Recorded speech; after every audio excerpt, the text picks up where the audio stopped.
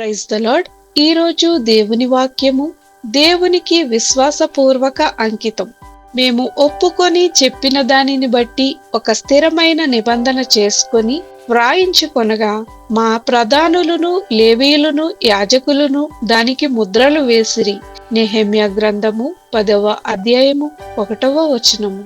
ఈ వచనంలో ఇశ్రాయేలీలు దేవుని ఎదుట తమ మాటను కేవలం నోటితో చెప్పి ఆగిపోలేదు.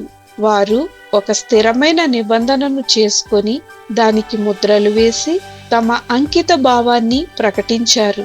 ఇది దేవుని పట్ల వారి నిజమైన పశ్చాత్తాపాన్ని, విధేయతను మరియు నిబద్ధతను తెలియజేస్తుంది. నేడు కూడా దేవుడు మన నుండి కేవలం మాటలు మాత్రమే కాదు, విశ్వాసంతో కూడిన జీవితాన్ని కోరుతున్నాడు. మనం దేవునికి ఇచ్చిన వాగ్దానాలను నిలబెట్టుకొని ప్రతిరోజు ఆయన చిత్తానుసారంగా నడిచినప్పుడు మన జీవితం దేవునికి మహిమను తెస్తుంది. దేవునితో చేసిన నిబంధనను విశ్వాసంగా నిలబెట్టుకునే జీవితం ఆశీర్వాదకరమైన జీవితం. ప్రార్థన. ప్రభువైన యేసు, నీ సన్నిధిలో చేసిన ప్రతి వాగ్దానాన్ని నిలబెట్టుకునే విశ్వాసమును, విధేయతను మాకు అనుగ్రహించండి.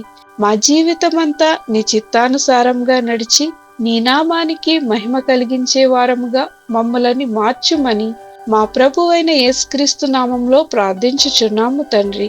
ఆమేన్.